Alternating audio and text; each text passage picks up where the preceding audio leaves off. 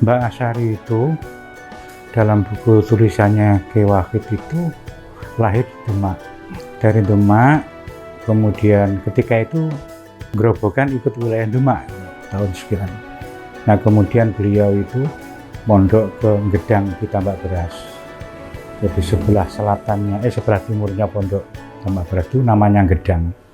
Nah beliau selama di pondok itu oleh Mbah Usman itu dilihat agak beda dengan santri lain, tingkah lakunya, kemampuannya dan seterusnya. Kemudian ada salah satu tokoh masyarakat desa didampingi oleh desa keras, didampingi oleh kepala desa, kalau nggak salah namanya kepala desa itu Haji Ibrahim, kepingin sowan ke Mbah Usman itu mencari orang yang mau menempati desa keras wilayah barat.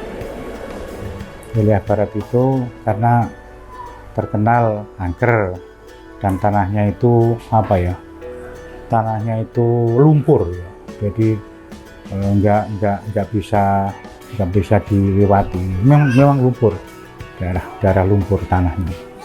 Kemudian Mbak Usman memberikan yang namanya Asari itu. Mbak Asari siap untuk diboyong ke keras, untuk pindah ke keras. Ketika itu Mbak Asari masih sudah usia 25 menurut cerita buku yang saya baca itu.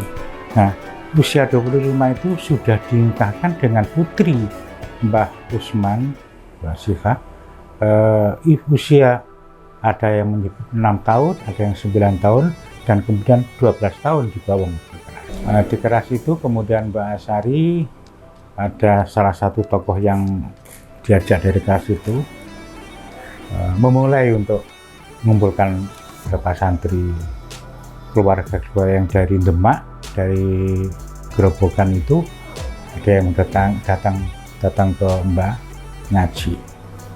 Kegiatan yaumiyah Mbak Asari itu menurut ibu saya dan mas saya ketika setiap malam, tapi saya tidak tahu ya usia berapa ya waktu itu, setiap malam Mbak Asari itu tidak pernah lepas istilah ini mbok jeding ya, bahasa Indonesia mbok jeding apa ya, ngisi jeding lah ya, ngisi jeding kolam untuk wudhu para santri itu.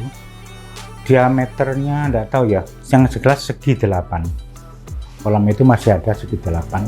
Saya pesan kepada jangan buang segi 8 itu, karena di sisi selatan itu ada kayak umpak dulunya. Jadi Mbak Asari itu sebelum santri bangun dan dibangunkan ketika malam untuk sholat subuh, Mbak Asari itu melakukan itu misalnya jeding itu, yang kolam segi 8 itu, sampai kira-kira bisa untuk wudhu.